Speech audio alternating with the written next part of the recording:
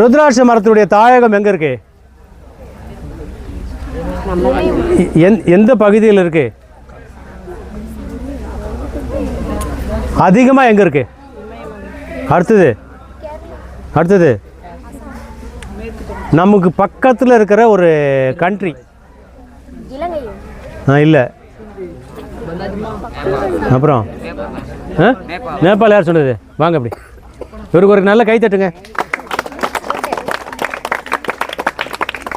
ருத்ராட்சம் கோட்டை யார் கழுத்தில் போட்டுக்கிட்டு சும்மா அப்படி காட்டுக்கு கோட்டை காட்டு.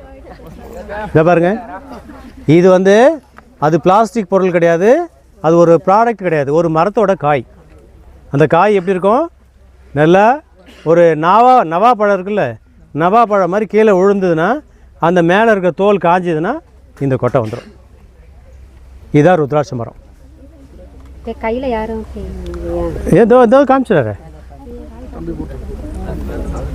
அப்போ இது வந்து நேபாள் எப்படிப்பட்ட இடம்? ஒரு குளிர்ச்சியான ஒரு சூழலில் உள்ள இடத்துல அந்த மரம் வளருது. இங்கே நமக்கு வந்து ஊட்டியில் ஒரு மரம் இருக்குது அப்படிங்கிறத நான் படிச்சிருக்கேன். கொடைக்கானலில் ஒரு மரம் இருக்குது, 2 மரம் இருக்கிறத படிச்சிருக்கேன்.